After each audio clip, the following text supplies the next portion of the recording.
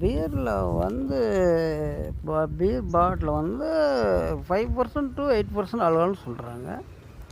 ஆனால் அடித்த கம்முன்னு போதையாருது. நானே பீர் அடித்து தான் பேசிகிட்டு இருக்கேன். எப்படி அது? உண்மையை மட்டும் கேள்வியாக தெரிஞ்சுக்கோங்க. அதாவது 190 பீர் இன்றைக்கி 190 கொடுத்து வாங்கி குடிக்கிறவனுக்கு எதுவுமே இல்லைன்னா அவன் ஒத்துக்குவானா? ஒத்துக்க மாட்டான். அதனால தான் கவர்மெண்ட்டு மறைமுகமாக போடுறாங்க 5% to 8% ஆல்கஹால் பீரில் இருக்குது. பீர் குடிக்கிறவங்க தான் தெரியும் அது எத்தனை % ஆல்கஹால் இருக்குன்னு. 50% 80% ஆல்கஹால் இருக்குது பீரில். ஆனால் காசு கொடுத்து வாங்குறவனுக்கு ஒரு சூரிட் வேணாமா, ஒரு பெனிஃபிட் வேணாமா?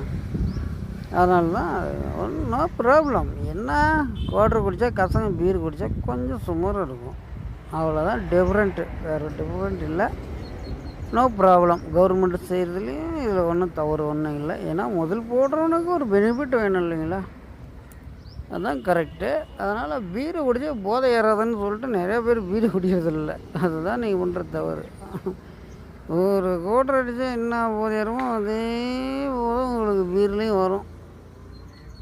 தாராளமாக நீங்கள் பீர் சாப்பிட்லாம். நன்றி, வணக்கம்.